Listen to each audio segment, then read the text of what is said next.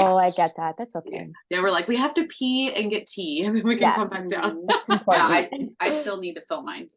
Oh, you didn't fill yours? No, I didn't. You want to go? That's really important. She peed, she just didn't fill her tea. So okay. And we actually have a kettle down in the studio. Oh, I love that. Because we drink tea constantly. Guess what, guys? We're not doctors. No, we are not. If you're going to be making any major medical decisions, please consult your doctor. That includes diets, exercise, medications, and surgery. We love you guys. And we want you to continue to be in our OSLP family forever. So be careful and consult your doctors.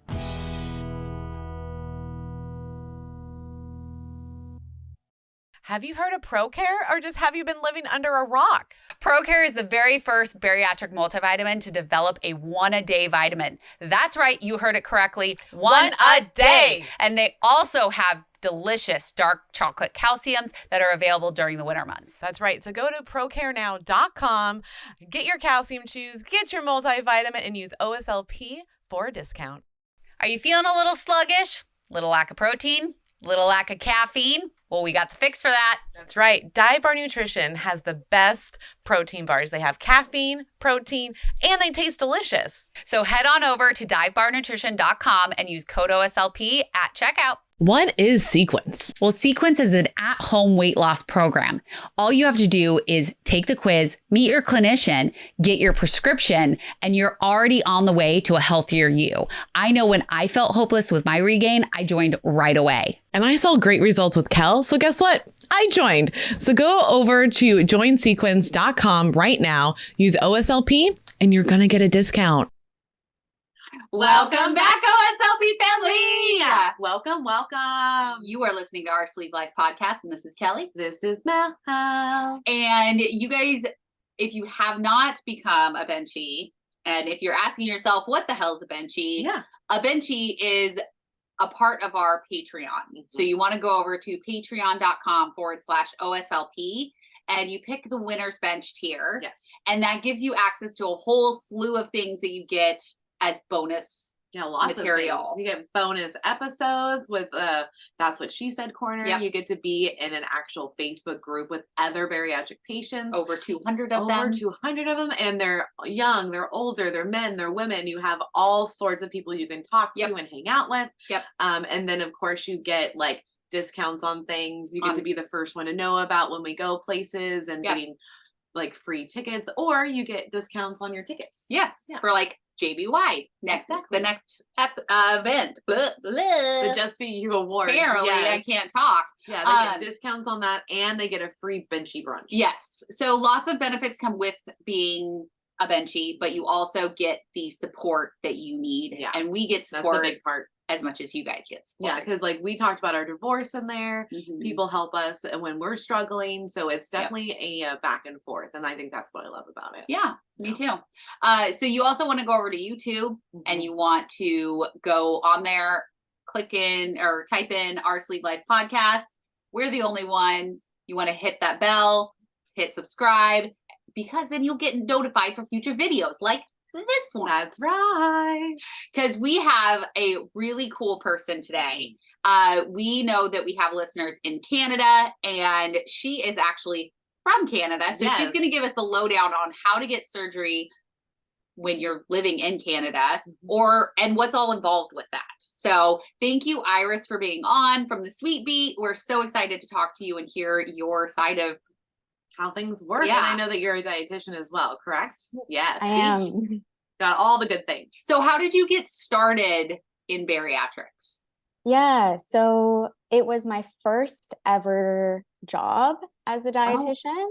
Okay. And I had been a student at this hospital in Toronto that had a bariatric specialty. So once I graduated, one of my old teachers was like, oh, hey, there's this job, you should apply. And I got super lucky. It worked out. It was kind of one of those things that I never expected to become my thing now, but I loved it. I think there's so much that you can do as a dietitian to serve the bariatric population. Yes. And it's a really interesting population to work with. I love talking and getting into the feelings and making people feel safe. And it's so satisfying when you can help someone get the results that they want to. So I worked in the public health system for a couple years or so, and I learned a lot there. But what I kind of realized was that there's some cracks in the system, if you will. So one of the main things is that the public health system in Canada follows someone for a year after they've had bariatric surgery, and your life gets changed completely after bariatric surgery, and it takes time to learn all of those behaviors, and sometimes a year is not enough for all of those things, right? So one of the pieces of feedback I kept getting was, I wish I had more time with you. I wish I had time to talk to you about this specific thing. And I started to notice these cracks more and more. And then what really kind of drove that point home was I had a friend who was really near and dear to me go through bariatric surgery. And I saw her go through this system and notice the same things that I was noticing. And I had kind of been thinking about starting a private practice around this time, but I realized that I had all these skills that could fill this gap. So I just kind of dedicated my private practice to her and people like her. Yeah. So it was a friend who inspired me to make this my niche. And yeah, here we are. So I do virtual coaching, I do online courses, and it's been really nice to talk to people from, the private practice standpoint and spend the time that I want to with people versus when you're in a hospital, you only have so much time, and being on this other side of things, sometimes as the dietitian, you leave feeling like you could have done more and feeling sad that you maybe didn't get to. Okay. All right. I'm sure, because after 1 year, I'm glad that you noticed the cracks, because I'm 8 years post-op. So I think a lot more comes up when you're in the later years. 100%. We hear more struggles. We hear more confusion. What does maintenance even look like? Because not everybody hits maintenance at 1 year. No. Like I hit maintenance about 18 to 2 year mark. And then I sat at the same number for 3 years. So it's really needed. So I'm happy that your friend inspired you to do this, because we need help. Yeah, we do. We do. So how does one go about getting surgery in Canada? So there's two main ways that it happens. So the first way is through the public health system, and then the second way is through the private kind of health system. So I'll start with the public health system, and then maybe we can go into what the private care sort of looks like. Yeah. Because that might help you understand why someone would choose one over the other, I would say. So with the public health system in Canada, we have, public health care that's covered by our taxes. So that means that doctor's visits and hospital stays are at no cost to the person, as well as medically necessary surgeries. And in Canada, bariatric surgery is considered medically necessary for, huge, so important. Yeah, US can take a tip from pretty much. Especially with that whole, we get to walk in and have an appointment and not pay for it. Yeah. Yeah. Anyways, keep going. Crazy to me, but that's another conversation. That's a whole other, So so that's kind of how the background of how it happens. And then you just have to know who to ask to help get the process started for you. So the way that it would happen was you would go to either your family doctor, or if you have a specialty doctor in your care. An example could be an endocrinologist if you have diabetes or PCOS. Tell them you're thinking of bariatric surgery and you're wondering if they can refer you. If you don't know if you qualify for bariatric surgery, there's 3 simple things that can help you know if you do. So the first one is if your BMI is 40, and you can just look up online how to calculate your BMI. That's what I do. Yeah. Oh, I was 42%, so I would have passed that one. The third way is if your BMI is 35 and you have other health issues. So things like high blood pressure, heart disease, diabetes, sleep apnea, reflux can all be those things. Okay. And so those would be the kind of the two main ones. You have to be 18 or older. Okay. And so just keep those in mind. Most adults, you know, who are thinking about it fall into those categories, but they just don't know that they do. And that's why I really love podcasts like this, because we talk about it more. And it also kind of gives people the courage to go out and seek that help, because these podcasts reduce the stigma that is tied to bariatric surgery, which I love. Yeah. That was our main goal. Yep. We want to break that stigma. It's so annoying that like anybody that's overweight has to be shamed or embarrassed to have the surgery, when millions and millions and millions of people need it and don't even know that they even qualify. Yeah. I think that's what's shitty, is that people are just at home scared and just wasting away because they're embarrassed or people are being mean to them about it. Yeah. Or they have a lower BMI, but they have all of these other comorbidities that nobody has told them, like, hey, this could actually help you in the long run. Exactly. That's what happened to my friend who inspired me. She didn't know she qualified, and we were just talking about it one night, and I was working at this clinic, and I said, hey, like, you've tried all these diets, they're not working. It doesn't mean that you're not doing things right. It's just, you know, you have a hormone issue. So maybe think about this other option. You're not weak or taking the easy way. It's just a different way to get the results you want. And she was receptive to you bringing it up. Nice. I like that you called it a hormone issue, because it really is. It is. So, well, it's a disease. Yeah, it is. And it's, you know, I think being in this field, I've seen people, you just don't know what someone's been through to become in a larger body. So you can't really judge them, because people could be bigger for all kinds of different reasons, right? It could be, what if they had trauma growing up and food is how they soothe themselves? What if, you know, what if they had hormone issues? What if they grew up in a bigger family? And I don't think you need to be a person who's had bariatric surgery to empathize with what it's like being in a bigger body, just because as women, we've all been on diets before. We all know what it's like. We all know what it's like to call food good or bad, or to feel insecure. So I think it's really important to just welcome someone and make them feel safe, and just hear their story and take it from there. I love hearing the stories. Because literally, I mean, we just did 34 interviews at the retreat. They were little mini interviews, and every single one of them was so different. Everybody's journey was so different. I mean, we all ended up going down the same route, which was bariatric surgery, but the details of it is all so different. Experiences. Exactly. Totally. But I guess going back to where it was. So you know that you qualify, you know that you go to your doctor, you ask for the referral. It's a little online thing that they fire off. And then the referral goes to the bariatric network of the province. So you guys have states, we have provinces, same thing. Whatever.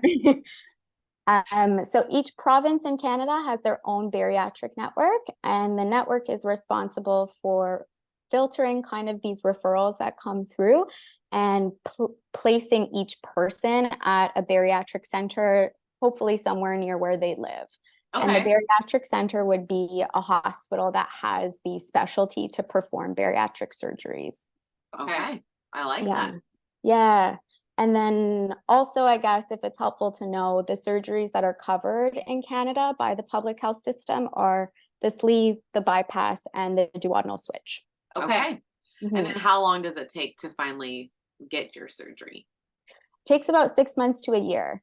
Here in Ontario is what I've experienced. In some provinces, it might be slower, it might be faster. It just kind of, I've noticed it depends on how many referrals each center really gets. And the staffing at the hospital. Like, how many surgeons can we have? How many nurses and dietitians and social workers and psychologists can we have to support all of these people to go through the process? Absolutely. Okay. And you know what's interesting? I think when we first started the show about 3.5 years ago, we wouldn't hear 6 months to a year. We would hear, oh my God, it takes like 3 years, it takes like 4 years to be in doing this. But it's glad to know that, like, at least that it's getting better. It's improving. It's improving the rate. Yeah. Yeah. Is it the same as here where you have to have a certain number of like? Who else feels like portion control is the number one hurdle in a weight loss journey? I know I do, but that is why we go to Portion Perfection to get all of our needs met, because they have cups, they have bowls, and they even have recipes for us. It's so nice. They also have the kit and carry, which is perfect for on-the-go portion control. So click the link below and get yours today. I know I didn't have enough support during my weight loss journey. She didn't. And when we found the tribe, we were over the moon, because not only do they offer you at least one support group a day, but they give you the tools and the knowledge to really succeed on your journey. That's right. So go over to thesleevedietitian.com and find the subscribe button for the tribe and use OSLP to get your discount. Are you located in the Florida area? Well, we have the perfect office for you. Dr. Fridley and his wife, Macy, have created the perfect, welcoming, and safe place for your bariatric journey. That's right. So click on the link below to start your weight loss journey now. And don't forget to tell them that the OSLP's girls sent you. Therapy appointments, certain number of dietitian visits. Is that what is dependent on when you get surgery, is completing those? Yeah. So depending on how each clinic chooses to do it, they will kind of decide how many appointments of each that you are granted. Okay. But the model that I see most often is the process looks like you get placed at your center, you go to your information seminar, you decide if you're going to have surgery at that clinic, and then you say, yes, I want to move forward. Then you go through your first appointments with your surgeon, your nurse, your social worker, and your dietitian. If they all agree that you're good to go, then they'll all say yes, push through, and then you'll go through the next phases of surgery prep, which would be any kind of testing that you might need to do before this surgery, like say a sleep test or any blood work. And then depending on the results of all of that stuff, then you would meet with your surgeon to set your surgery date. It's so different that, because you say that the surgeon decides when the surgery is, which is so interesting, because here you have to submit to insurance, and then you have to wait for the insurance to come back and say yay or nay, and then you get to do the surgery date. Yeah. Like a lot of the offices here in the US, they're waiting on insurance to come back. Yeah, that's not even an issue up here. Yeah.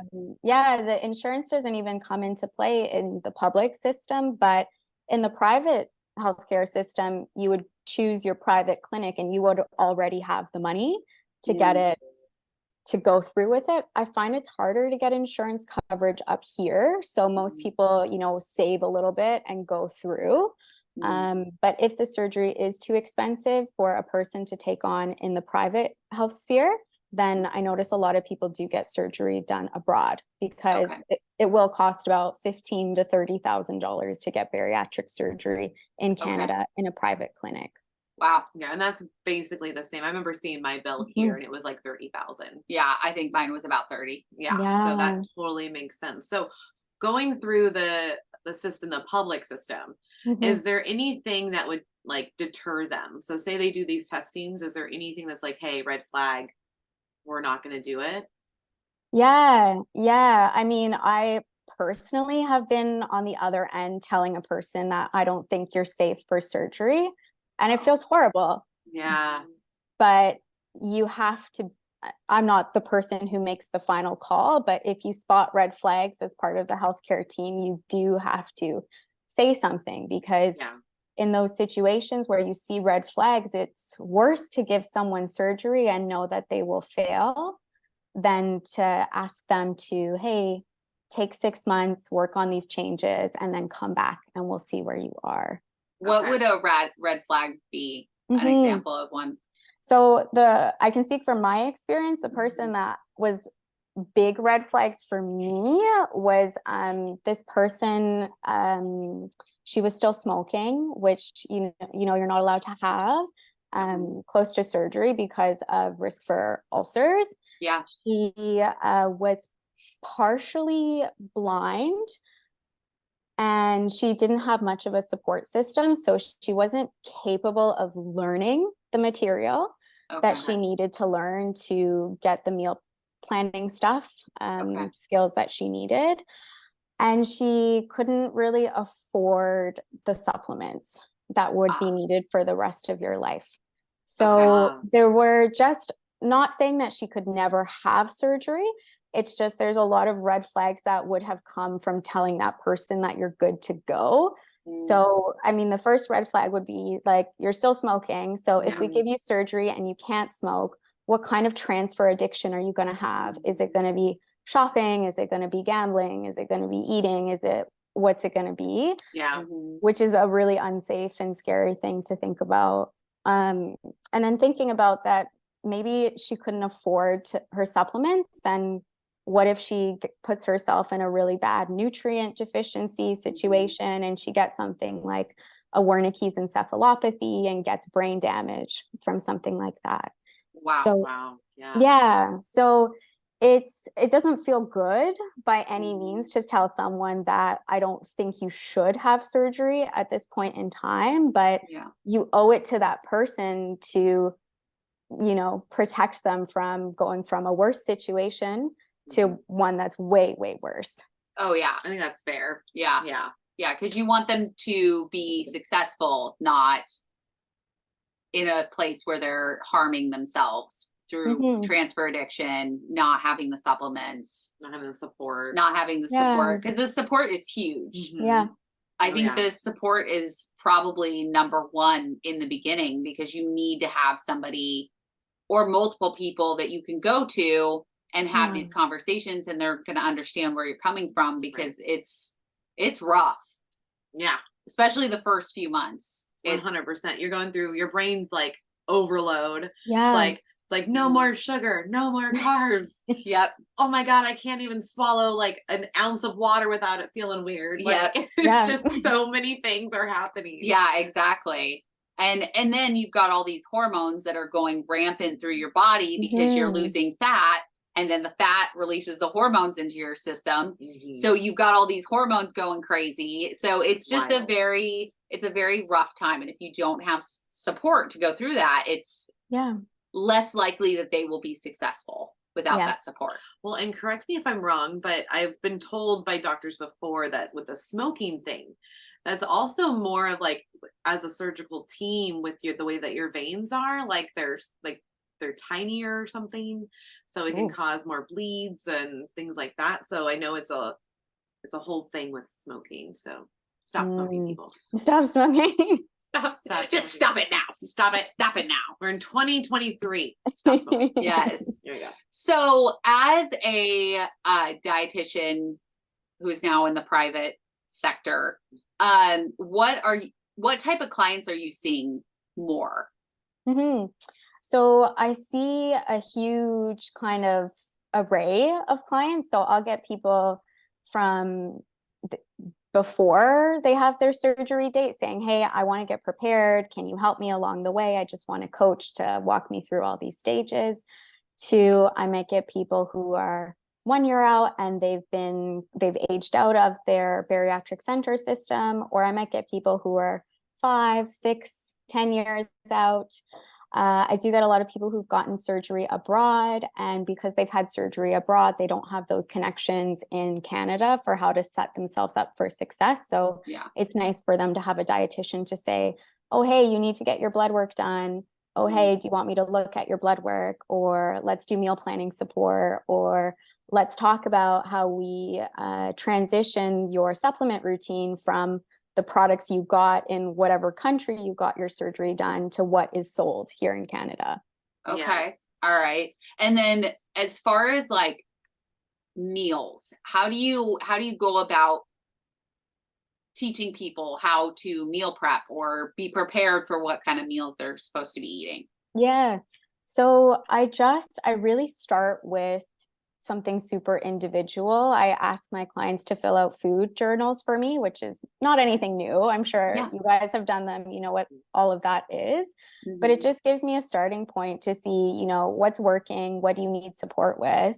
And then I just figure out what are their pain points? Like, is it routine? Is it time? Is it just not knowing what foods contain these food groups, and go from there? I've in my practice, I've made my own bariatric meal prep book that I give to my clients. Yeah, it's just a PDF document, and it has little cheat sheets on it saying this food has X amount of grams of protein, and this is a serving size that works for after bariatric surgery, and then just little combinations of what to have at meals and what to have at snacks and different recipes. So my clients aren't just starting from scratch.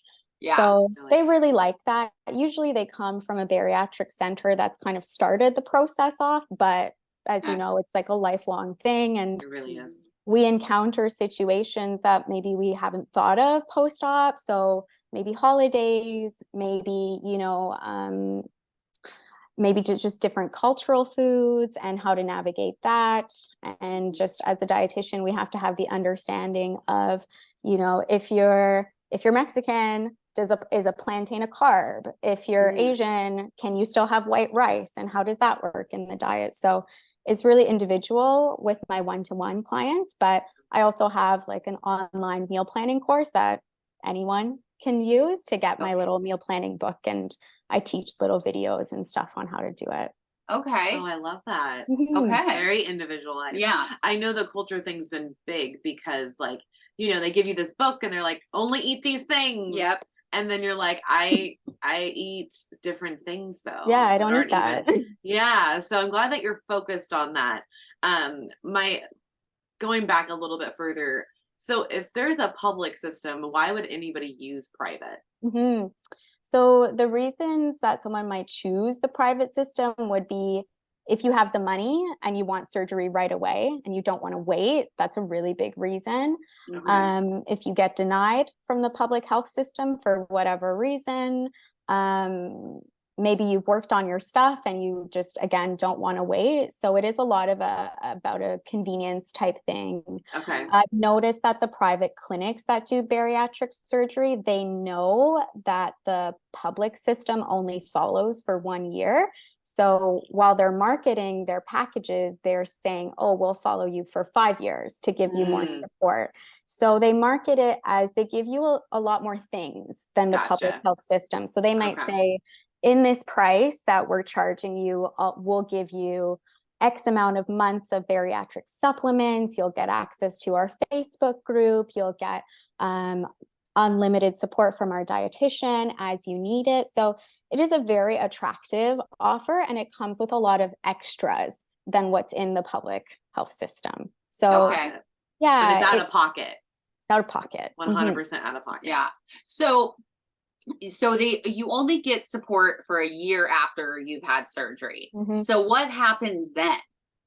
So after that point, the responsibility of a patient's care gets pushed back onto a person's family doctor. So you go from having access to this bariatric center to going back to your family doctor. And a lot of the family doctors know that this is a thing, and they're doing their best to learn about bariatric surgery, and they're doing their best to, you know, attend conferences and do coaching with bariatric centers. So it's not to say that family doctors are not capable of supporting people. It just means that there's a little bit more variability in if your family doctor has experience or has the knowledge in bariatric care. Yeah, because that's one thing I've noticed is like it's very important for us to go to our bariatric center. Right. That's where we do all of our, you know, blood work after. I mean, I'm 4.5 years out and I still see my bariatric surgeon. And I feel like they're just better equipped for if anything, because what if something pops up like year 2 or 3 and it is bariatric related, but a family doctor hasn't been trained for that? Like that could be very difficult for the patient. And then you're kind of thinking, okay, am I crazy? Is this actually happening? What do I need to do from here? The other question I have is like with revisions, because we know that sometimes sleeves don't work, like they don't work with your system versus being, you know, like you could have heartburn or you could have some regain. GERD. So what happens then within the public system if you've already had surgery, but you are finding that you may need to have surgery again? Yeah, so revisions are covered. Okay. Which is great. And then your hospital stay, and obviously if you have complications, all of that is covered by the public health system. So I have seen that, like if someone has really bad GERD and they'll need to turn a sleeve into a bypass to help with the GERD, or if someone's had like bypass and maybe they've lost what they can, and then they need another surgery like duodenal switch on top of that, that will also be covered. Nice. Okay. All right. Good to know. Yeah. Because I know here sometimes it's not. Correct. Like I know I was kind of going down the path of possibly needing a revision, and I would have had to pay out of pocket for my revision. Yeah. So because my insurance doesn't cover any bariatrics, thank you very much, Blue Cross Blue Shield. That's right. Same. Mine does none of it. None of it. None of it. It's all out of pocket. That's right. So can you give us, because we were talking about like holiday. Yeah. And we're heading into the holiday season. We're what like is smack dab in the middle, man? Smack dab in the middle. Yeah. So what are some tips? What are some tricks that you give to your clients surrounding holidays? Yeah. Yeah. So for me, it really depends on how far out a person is from their surgery when it comes to navigating the holidays. I think that will affect what's important to them at the times of the holidays. But usually it's there's anxieties around, you don't know what's going to be served. You don't know if you can eat those things. And then you're also worried about people just talking and making comments about what you eat. That was mine. I hated it. And it's really no one's business, right? No. But we live in a world where diet culture is everywhere and people think it's okay to comment on what you eat when it really doesn't matter. No, it doesn't. Yeah. We've been trying to break that with just family and friends around us. Be like, just don't comment on people's food. Yep. Yeah. Like, just don't have an opinion about it. You can say that shit in your head. Like, you don't need to say that out loud. Yeah. Exactly. So like for me, when it comes to the food part of it, usually how I coach my clients is if you are early post-op and you know that, like, say you've called ahead and you've asked what's going to be served and you know you can't eat any of that, whether it's you're not quite yet at the texture of those foods, or maybe you haven't gone out to eat and you just don't feel ready. Yeah. That's going to be important to know, because that means that either you might be planning to still go to this party, but maybe you'll show up after the food is served, so you don't even have to deal with that whole situation. That's a good tip. That is a new one. And we have not heard that before. Yeah. Just show up after the food's been presented. I have a client who does that, and it works great for her. Like, she goes out to eat with her husband, and then they'll show up and maybe they'll bring something, or maybe they'll bring gifts for family. And it, for her, she loves it because then it really is about making memories and not about food at whatever holiday it is. And her family just knows, hey, this is what she does. Like, we're not going to ask her to come. And over the years, that's what it's turned into. That is the boundary that she has set to keep herself feeling less stress and feeling okay to go to meals with family. I love that. It's interesting because of, like you said, boundaries. Like, we don't really set up boundaries with people over the holidays. Like, it's like a free for all. It is a free for all. Like, we're just like, well, we're just family. Like, this is just our family time. This is just what they do. And it's like, I want people to understand, like, that you can set up boundaries around holidays. I think, especially after having bariatric surgery, it is very important that you set up those boundaries of, hey, I'm going to show up when I feel is best for me. Or, hey, I'm going to bring my own meal. This is a boundary that I have. And it is okay to set a boundary. It's not like any offense. Because I know the food thing is really like, the grandmas and the aunts. They're like, you don't like my food? Yeah. I cook this all day. Yeah. And you're like, no, I love your food actually. But because we're on a different journey, we do need to make some adjustments. Exactly. And I remember like a couple of years ago, you know how people are always like, oh, that's just how Bill is, you know, like that's just what Bill does. Yeah. And I was kind of like, how come I don't have one of those? Like, that's just what Mel does. Don't you worry about it. And I was like, oh, because I haven't put up the boundary. I haven't said, this is what I'm going to do. Take it or leave it, you know? And I think we just have to be more vocal about our needs. Yeah. Yeah. And sometimes people's families don't know what it means to have bariatric surgery. So usually with my clients, like I'll send them a resource to give to their families to say, hey, this is exactly what this person is going through. This is what it means for you as a support person. So it might mean that they can't eat what you're eating, or they might want you as a support person when you go out to eat. Yeah. Yeah. So different things like that. When it comes to what is actually eaten, I usually think about it in kind of anagrams. So I think about SPF to prevent dumping syndrome. Oh, I've never heard of that one. No. Yeah, You're I made teaching it up. us all new stuff. SPF, just like the sunscreen. That's why I thought of it. So S, sugar, P, portion, F, fat. Those are all of the things that are going to prevent you from having dumping syndrome. Maybe somewhere that's not your home. And so you don't have to have that stress. So we know that dumping syndrome is going to happen if you eat too much sugar, if you eat too much fat, or if the portion of a food that has either of those things is too big and kind of sets you off. Yeah. And knowing that dumping syndrome just does not mean you just going to the bathroom and having to poop. That's not the deal. No. Because I realized I was having dumping syndrome symptoms without having going to the bathroom. Yeah. I would get the sweats, sweating, the heart rate, sweating. the confusion, the just like the overall anxiety. All of a sudden, like everything, I felt flushed. Yeah. Like I would get white and then I would be sweaty and cold. Yeah. It's like the flu. It's really like a flu. It's like an instant flu feeling For a couple hours. for like a couple hours. Yeah. You just have to wait it out. Yep. There's nothing you can do once really. once you've gotten it. So stressful. It is. Well, and I know that that's a huge, you don't want that to happen when you're in public, especially like I'm going to use the retreat. Yeah. We got all dressed up, go to the gala. Yep. And I'm sitting there and I'm like, oh, I have to go to the bathroom. Okay, cool. So I went to the bathroom. I spent 20 minutes in the bathroom. Yeah. We were like, where's Kellie? Come back. And I sit there for probably maybe 5, Maybe 10. 10, maybe at the max. And I was like, I need to leave now. Yeah. And I literally ran to the bathroom, got there, shut the door right as I was like puking. Like something I ate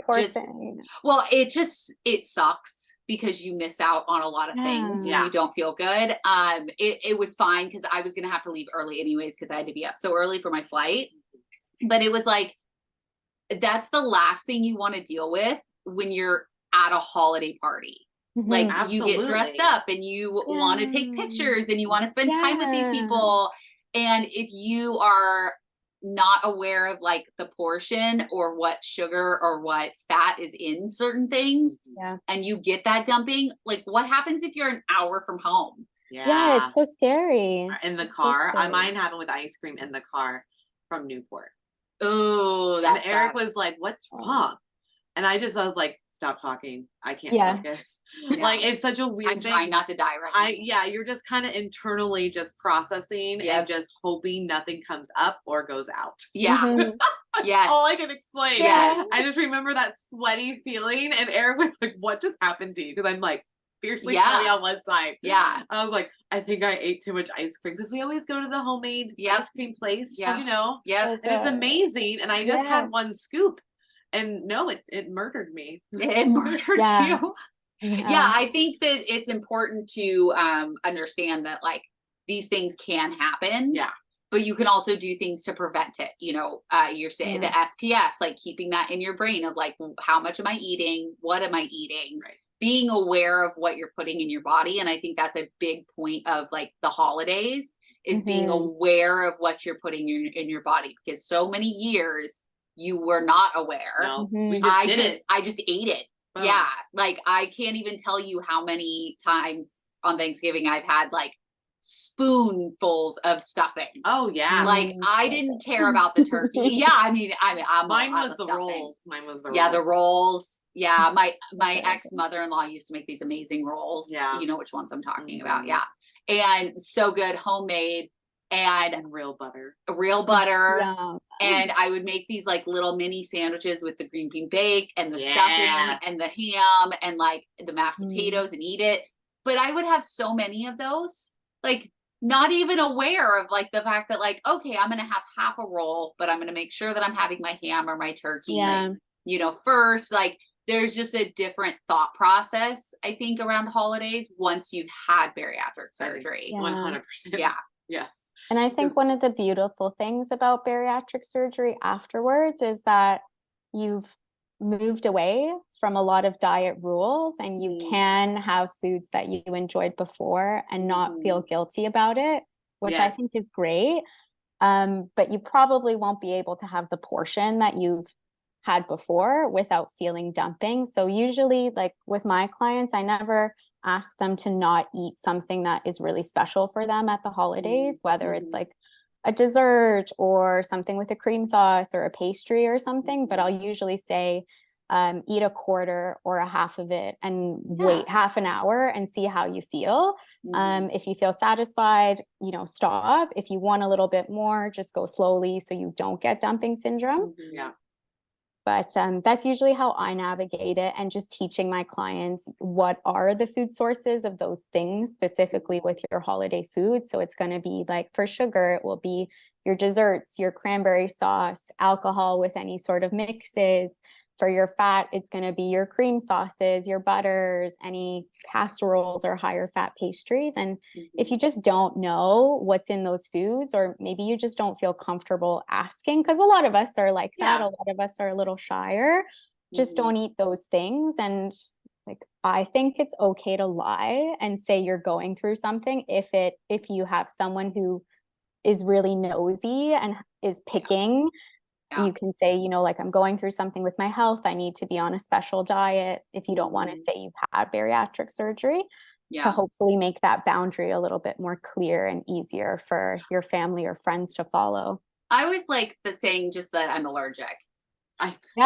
Because really nobody questions that. If you say like, oh, I'm allergic to bread, like they'll be like, oh, okay, got it. Totally understand. But if you say, yeah, I just don't eat bread right now because my doctor's, you know, because of bariatric surgery, they'd be like, oh, you can have a little bit. Always. They always encourage it. Those little enablers. Those little shit. So I feel like if you are super shy and you are ready to ask like what exactly is in things, maybe just like pinpoint one ingredient and be like, oh, I'm allergic to that. Like I'd really love to try it, but I'm allergic. So well, and Google's your friend. You can Google what a green bean casserole like kind of has. Most of the people, most of us know what's in a green bean casserole. So you can really like pinpoint it. Now, I have a question for you about that. Is there like a gram, like that you hit of sugar where you know you're gonna have dumping? Like, is it 20 grams, 30 grams, 40 grams, whatever that's in it? That is a good question. Yeah. So it's really interesting because I find that people with sleeve can handle a little bit of a higher threshold, which makes sense, right? Because no one's manipulated with your intestines. Correct. But if you've had bypass, you tend to have a lower tolerance. So as a general rule, it's usually around 12 grams of sugar per serving. That's kind of where you want to aim for as your max. That's easier with food that comes with a label on it. Right. Like you're not going to be able to figure that out exactly from like a holiday food, maybe if you're tracking your food, but that takes work too. So if you're not feeling like tracking your food, then just knowing your portions is perfectly fine. And then for fat, usually I'll notice like around 4 to 7 grams per serving of fat for whatever the food thing of that is where people tend to tolerate it without having too much dumping syndrome. If you've got sleeve, I've seen people tolerate a little bit on the higher end, but if you've got bypass, they're a bit more sensitive. So basically like give or take 1 or 2 grams from that. But yeah. Okay. I've always wanted to know that. So yeah. I feel like you could also ask for the recipe. Like, oh, can I see that recipe? I would love to make this. I know. Just be like, it tastes good. Yeah. And then just find out, because some people are like, oh yeah, let me pull it up. I'll show you the recipe. And then you can like, and then you can be like, okay, that's a little bit too much sugar. So I'll have like 1 or 2 bites and then we'll be done. Like, I feel like too, with what you just told us, it's like almost everything has like that threshold. And for like holidays. Yeah. I mean, if you think about it. So if you're putting think about like what we eat, I'm sure almost every item might have roughly those numbers. So it makes sense why you would have dumping around holidays more than anything. Yeah. It's high sugars, high fat, because it's butter, it's creamy goodness. I totally understand it. But as long as you're having your bariatric plate, and if there's any way that you can manipulate some of the food that's served to you, like can you have a sauce on the side, or if you really want that thing that you know is higher fat, then maybe just 1 or 2 spoonfuls to make the fat portion you eat really small. Yeah. And we work closely with Portion Perfection, and they have a plate. So I mean, you could bring it. I mean, if you're if you're open with your whole family, your whole family bring knows your you've had plate, it. Bring your portion plate, and then you've got it. I think also it's important to and you know, agree or disagree, to like pick that one thing that's very important to you. Yes, I agree with that. Like, and then be very mindful on your bariatric plate, but then know like you've got that one thing that you're gonna get, that you're attached to. Like, I love stuffing. I will not give up stuffing. Yeah. I will eat it in a much smaller quantity. Yeah. But I do have stuffing every single day. Mine's mashed potatoes. Last year I didn't have stuffing, but that's because we were in Mexico and there was no stuffing. So, but this year, yes, I will be having stuffing.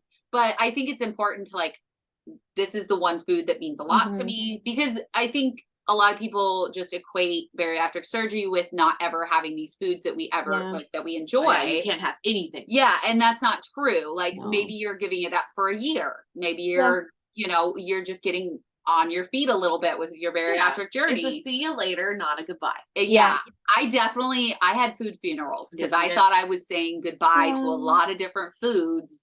And now I've realized, oh, I can still have that. It's just different. It's just different. I just can't gorge myself, and I'm okay with that. And I think that's what people have to remember. So any newbies listening, is just life's just going to be different now. It just, everything's different, and it's not for the lighthearted, because things are changing all the time. So you got to keep up with your body, your mindset. That's why you need dietitians. That's why you need therapists. You need your surgeon. You need a team around you. You need support, because you are changing and evolving. And I feel like bariatric surgery pushes that growth. You know, it almost like forces it. Like, hey, guess what? You can't just ignore everything anymore. Now deal with it. It's like, oh shit, okay. It's so true. And I mean, like, no judgment, but people go through stuff, and it's not always going to be you're amazing at nutrition and you're amazing at fitness. People go through financial issues, people go through breakups, divorces, and I think it's natural to turn to certain foods to soothe ourselves. So we just have to be aware of what are our triggers and what are our coping mechanisms in response to them now, knowing that we can't lean on food as much. Yeah, I think something that Jamie told me, like when I was working with her, was there's no wonder why you're leaning on food. Food has always been there for you.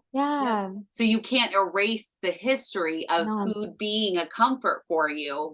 Or the fact that when you had these like stressful things happen, that you would run towards that. It's always been there. So it's completely normal to feel like that's the only support. I'll give you full examples since you haven't been here. This happened 2 days ago, where Eric was texting me, which is my ex, and my cousin next to me had Hershey Kisses, and I was talking to him, and he was, making me frustrated, being a dick. And I saw myself sometimes, right? And I just looked at Shelby and I was like, I need some Hershey Kisses. And she's like, okay.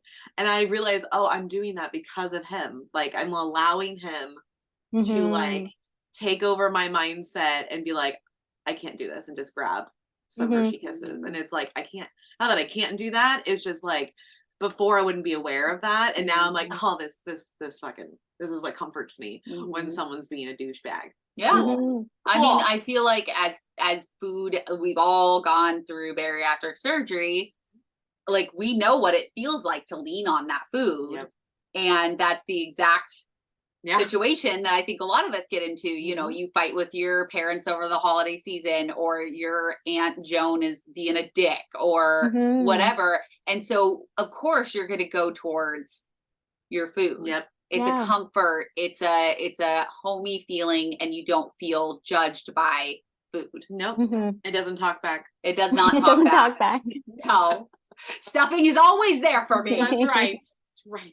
Oh Yeah, God. I think that's a good example, because it's also being aware of, like, I cannot let him affect my journey. My journey. So it's my journey, not his, and I should not, and I don't want him having free rent over here. Yeah, and I think a big tip for going through the holidays, especially if this is your first year or second year, first big holiday, is not letting those people that are being judgmental or dicks affect your journey. Yes. Like, you are allowed to honor the fact that you were upset, sad, whatever the feeling is, honor that feeling and be like, yes, I am allowed to feel like this, but you also aren't going to extend that to going towards something that you know is not going to make you feel better in the long run. Right. Yeah, totally. You went through this, you chose this for yourself, and you owe it to yourself to protect you and not, you know, people please other people and break down a boundary that's really important for you to have at the holidays. So I think it is okay to say no, or I'm not going to eat that, or no, thank you, or even, you know, get a little sassy and talk back if someone has something to comment about your food, and say, I know what's good for me. I'm eating this, and that's it. Yeah. I think one of our big ones was me and my medical team have discussed this, and we've decided this is good for me. So if you have questions about that, you can go talk to my medical. Yeah, I like that.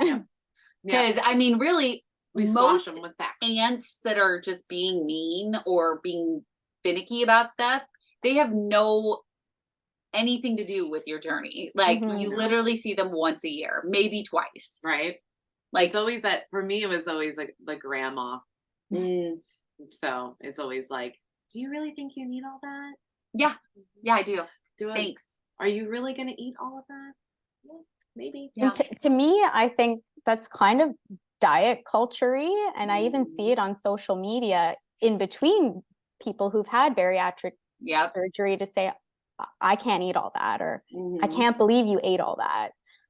It's almost like a subtle way to say, I'm better than you. Yeah. Without even realize they're saying it. Yeah. You're like, cool, good for you. Awesome. Yeah. Well, and I found in the last year, probably year and a half, people have really cut down on sharing like what their portion sizes are on social media. And I really enjoy not seeing it. Yeah. Because I think that like everybody's so different with how much they can eat. And, you know, just the sizes of our sleeves or pouches for bypass, they're so different. Well, and that changes. And it does change. Yeah. So like there's times where you can eat way more than what you think you should be eating. Right. Or like you'll eat more of a steak than I will. And but I'm never going to look at you and be like, wow, could never eat all of that. Yeah.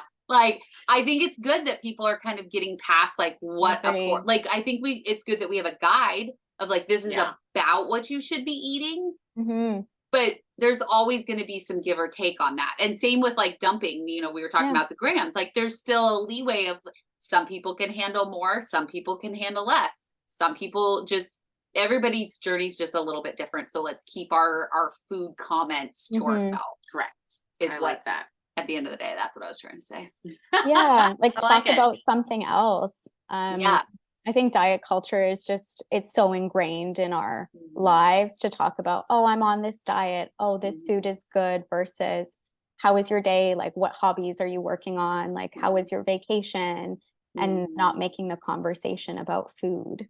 Yeah, I think food has just become it's a hard subject because it's literally at everything that we do. Yeah. And we have to have it to live. So it's like, of course we're like, well, this is the one thing we all can talk about because we all eat. We all eat. We all eat. Yep. It's like the one thing, no matter who you are and where you live, have in common. Yeah. Eat and drink. Equalizer. That's a good way to think about it. Yeah, for sure. So a question for like food cues. Have you heard of like, what are all the food cues that you know that we should be paying attention to? Ooh, that's a good question. I think it's realizing that you probably won't have cues in the beginning of your journey. So that's when we're thinking more about mechanical eating and eating because like you have to, quote unquote, just to keep yourself alive. And that's going to be keeping to the structure of you wake up, you eat within 2 hours of waking up, and you try not to go longer than 4 hours without eating to have a regular meal pattern that prevents you from having energy crashes, and it helps you get all your nutrition targets in. So that's what we're thinking about in the beginning of someone's journey. But anywhere 1 year, 2 year, 3 years after, the hunger cues are coming back. And it's exciting. And it's also a little scary for some people, which I definitely see with my clients. So I think about it in a few different ways. I think about, let's check in with ourselves. I use a hunger scale with my clients. I'm not sure if you guys have used that with your diet. No, have not heard of a hunger scale. Yeah, it's because a lot of us are really disconnected from what our hunger cues are because we've been on diets before and we've forced our bodies to ignore natural hunger cues. So, and you can Google them online, just Google hunger scale 1 to 10, or I can send you one too, if that helps. Oh, that would be great. We'll use that when this comes out, guys. You'll get a little sneak peek. Yeah. Because that's really cool. I've never heard of that. Yeah. Well, and I think we have desensitized ourselves to what it means. So when we're hungry, what it means, or what it feels like when we're hungry, when we're full, when we're, something doesn't agree with us. Like we just eat as quickly as possible, as much as possible, and then that's it. That's all the cues there are. Yeah, exactly. Or you've had a crash and you're so low energy, you have to eat something. So a hunger scale is just kind of on a scale from 0 to 10. 10 is like you're really, really uncomfortably full, and 0 is like you're famished. And you kind of want to be somewhere at a neutral point, like a 6 or a 7, where you're comfortably full, but you don't feel so full that you need to lie down or you'll be sick or something like that. But it's also important to know the signs of hunger. Like, are you getting irritable? Are you getting hunger pains? Are you, feeling cranky, hangry, shaky, things like that? So in the later parts of a bariatric journey, I'll teach my clients what are the signs of hunger. But we also need to keep a regular meal routine going. So you hopefully will only experience signs of early hunger and not like, I'm really famished and I'm just so hungry, because that's when we get into the realm of overeating at the next meal because we haven't eaten enough in the past 5 or 6 hours. Oh yeah. And I hear all the time, even my aunt said it yesterday. She's like, I only eat 1 meal a day. And it's just good for you. one. And I'm like, you really shouldn't be, but that's fine. No. Like I always tell people, like, cool, but actually your body needs like multiple meals a day for your brain to function. I think it's that age. It's that age range. Margot does the same thing. Yeah. She only eats my boyfriend's mom. She only eats once a day. Yep. My mom does too. And it works for her. But I also think that it's that age. I think it's that diet culture. Like, just have that one big meal, guys. Yeah. You'll be fine. Your body will spread it all out. That's not you actually need it throughout the day. Yeah, because actually your body holds on to it because it's afraid it's not going to get more food. Yes. Yeah. So FYI. Exactly. Yeah. So what are some cues that we should be listening to on holidays as far as food cues, like hunger or fullness cues? What are some things that you kind of let your clients know when they're later on, especially for the holidays, because there's so much going on? Yeah, it's a really good question. So we'll do that work with the hunger and fullness scale, so they'll be able to recognize when they're comfortably full. So that's going to be, you're happy, you don't feel like you need to eat anymore. That's really your sign that you're full. Okay. Maybe you want to eat more with your eyes because everything looks so delicious or everything tastes really good. And at that point, I also talk about we eat for different reasons, not just to nourish our bodies. Like food is social, food is fun. So if you want to eat past the point of that comfortable fullness, then that's okay too. And try not to feel guilty about it, but just keep checking in with yourself so you don't feel that disgusting, painful full. And give yourself, almost a time limit. Like after 40 minutes, I'm going to stop eating and that's going to be enough. And if I want to eat a little bit more, I'll either let myself have it, or if I'm watching what I'm eating for whatever reason, I'll wait a little bit. And if I'm still craving that food, then that means I really want it and I'll let myself have it. Okay. I like it. Yeah. I like it. I noticed at Katie's house before we were leaving, I wanted just something in my hands, really. Yeah. And so I just kept grabbing food. And I was like, why am I doing this? And it doesn't help that Zach made like really good fucking garlic bread. Well, he always makes good shit. I know. There's a reason why I gained 60 pounds. I know. It's because he's a good cook. He really is. Yeah. So I'm just like, and I noticed that like if I get any like a little anxiousness or a little restlessness, I'm wanting to grab stuff and move around. And so I'm like, okay, I gotta kind of like reel that in because I didn't need to eat 2 more pieces of bread. Right. Well, and that's and I felt it get tough up here. And I was like, why am I doing this? But it tastes so good. Yeah. Pretty much. Oh, sorry. I was gonna say that's why it's really good to have like games or puzzles or things like that, because then like for me it keeps my hands busy. So if I want to if I find myself like just snacking mindlessly, I'll start a puzzle, I'll start a book, I'll start you should start a puzzle at Katie's. So that way when we're there we can just play. Like, I have to show you the new puzzle.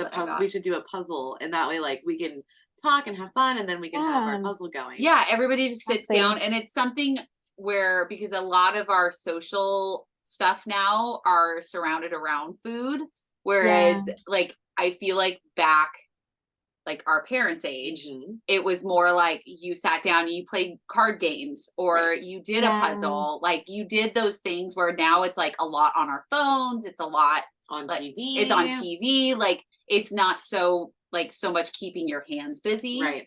So I think it would be good. Let's reintroduce that. Yeah. And I think you're so right about channeling that energy into something else. So for example, at a holiday, you could offer to help do the dishes or help clean or put stuff away. You're still doing something, you're still with your family, but the focus is not on food anymore. Food, yeah. I do see people doing that at Matt's house. Oh yeah. Funny. Someone always kind of like, I'm gonna go clean now. I'm like, okay. Well, because it gets your mind away from the food aspect of it. And I was thinking to like, well, you could start a game, like, we always do the white elephant, but then people like to bring food for that. They do. The fuck. Yeah. And so then you're like opening up these gifts and you've got like chocolates and like all these things, and you're like, okay, that doesn't help. So then I was like, oh, that's not a good move. We're gonna have to do a card game. Yeah. Card game and a good puzzle. Yeah. I love a good puzzle. So also, Iris, so now you are on Instagram as the Iris Sweet Beet, correct? It's Iris at the Sweet Beet. That's my Instagram handle. Yeah. So what is Sweet Beet? And what does it mean? Yep.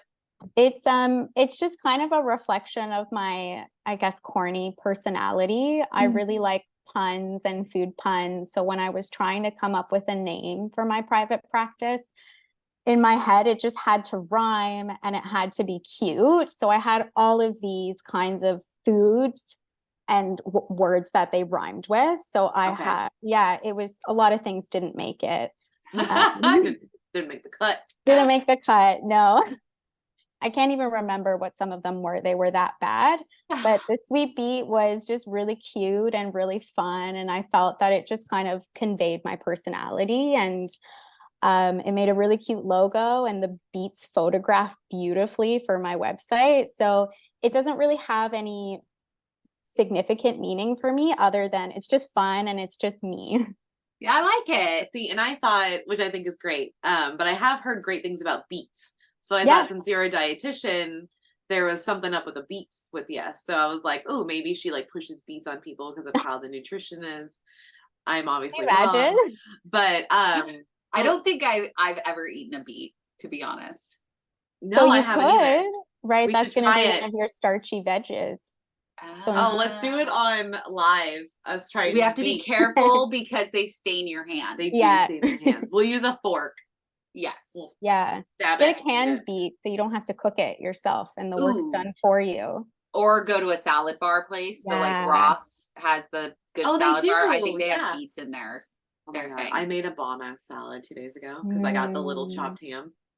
You're so funny. I miss Sizzler. I'm sorry. I miss Sizzler too. Me and Zach almost went without you, but we were like, no way, we can't do that. Oh, I would have killed you both. I know. Like that's literally what we said to each other. So FYI, we all need to go up to Sizzler. Yeah, I've been asking him to go. Then next time we all go to dinner, that's where we're going. Okay. We're taking a drive. We love Sizzler. Like, so Mel's family like loved the Sizzler here in town. And I don't know if you guys had Sizzler. No, I don't know what that is. So it's like a restaurant, but it had this great salad bar. Yes, great fucking salad. The best ranch, the best like little sides you can put in it. And that's what we would get. We would just get the salad bar. Yeah, me, Zach, and Mel, because we've all known each other for over 20 years. Yeah. So my boyfriend and then her best friend, like, my besties are dating. Yes. It's kind of funny. It's weird. But like, it's cute. We've been going there for like 20 years. And then COVID happened and they closed. It's a franchise. So mad. But there's one left about a half hour away from us. It's true. It's not too far. It's not too far. It was such in a routine where like we would get our nails done or our toes done, and that's where we would go after. Yeah. So now we're like, where do we go? Yeah, and there's not really any good salad bar places in town. There's not. It sucks. It sucks. Yeah. Bring it back. But anyway, can you tell people about the beet, like just beets in general and why they're good for you? I know, I'm really random with the questions. She's rolling with the whole beet thing. So I'll roll with it. I heard it's good for sex drive too. Am I wrong? Oh, I wouldn't know that part. Maybe I should know more about the beets. Like it's an aphrodisiac, maybe? Yeah, it's an aphrodisiac. Yeah, thank you. That's the right word. I would never look at a beet and be like, you're going to make me want to have sex. Yeah. So I'm going to squirrel for a hot second. I'm going to eat some jerky because I'm hungry. So Jay and Silent Bob, Kevin Smith, he went on he's so tiny now, and he went on this weight loss journey because he had the widow's heart attack, which only 1% of people survive. So he got really healthy. Well, his wife found that started making him beet juice, and he didn't understand why his like libido went up, and then he researched it, and it's because beets have an aphrodisiac. Okay, so apparently I need to eat more beets. Yes. All right. Fair enough. Yeah. I'm down. What do you know about beets? I'm just kind of plain and boring and simple. So beets I love because they're delicious. On your salad, pair it with some goat cheese, you're good. Nuts, really good. There you go. I love the color, beautiful. So lots of kind of antioxidants you'll find with those colors. And it's a good source of carb and fiber. So it can fit on a bariatric plate. With my clients, I know that one of the big pain points after bariatric surgery is a fear of carbs. Yes. So I usually get them to start with the more approachable, kind of less scary carbs. So beets are one of them. Beets, corn, fruits, all of those kinds of easier starchy vegetables, I'll start them off on. And then after a week or two, when they notice, I'm eating carbs and I'm not gaining 1 billion pounds, I'll say, you can move on to scarier things like pasta or bread or things that maybe were more triggering from before surgery. Yeah. I was scared to death to eat a potato. Yeah, this one was wild about potatoes. Yeah. So like not touch it. I was like, I don't know what to do. And she's like, just eat. My nutritionist. She's like, just eat a bite of potato, Kellie. It's not going to kill you. And I'm like, but it is because I've gone over a year not eating potatoes. And now you want me to eat a potato. It's like, it's okay. The fear is strong. The fear is real strong. It is. And it's really, I think it's really hard because I notice that it's not something that is focused on as much in your bariatric centers when you're first post-op, because we're so focused on getting you to get enough fluid and protein that there's just not enough mental space to focus on much else. But later on, carbs are really important because, you know, 1 year post-op, you're probably exercising, you're probably pushing yourself more in your exercise routine. And you do need more carbs to give you that extra energy, that extra push to kind of get you to the next level. Yeah, there's nothing wrong with having like an avocado toast. No. To give you, like, you're hitting all of the good markers when you have something like that. It's just pairing that. Like, don't just have a bagel with cream cheese. Right. Have half a bagel with an egg and some cheese and, you know, add like something I've learned is like the layering of flavors. Yeah. Like, just don't have, because I remember so often I would have just a bagel with cream cheese or a bagel with some butter on it. And now I'm like, okay, what can I add to this bagel? Like, okay, I could make an egg. Okay, I could do some avocado on it. Okay, let's add a little bit of like truffle hot sauce. Yeah, that's going to give you the flavor that you're wanting. Like, it's just the layering of the different flavors for me. And being patient with yourself of learning the flavors. Yeah.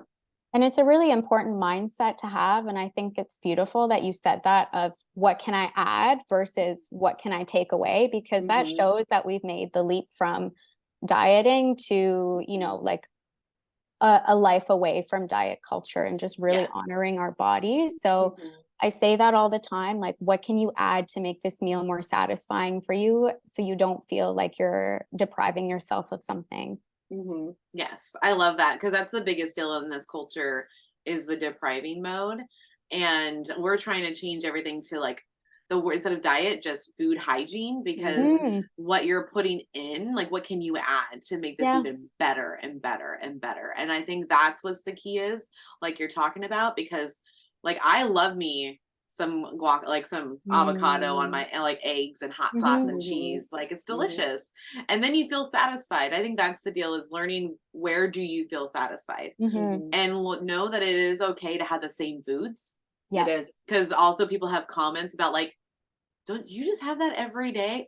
Yeah, I do. Yeah, it's meal planning. It works for me. Yeah. It's fine. And what? Like, and what? I don't care. This is what I do. And I think we just have to be not so shy and not so worried about what everyone else thinks about our food. It's okay to have the same thing every day. If it satisfies you, and it's giving you what you need. Because I know that before it was like, I'm going to use the bagel scenario again. Like, I would have a bagel, but I wouldn't have anything else. So of course I was left feeling unsatisfied because I wasn't hitting all the markers that I needed of like a fat, a protein, a fiber, like all of those things. But when you layer the flavors of like an avocado toast with all those different things, you're hitting all those markers.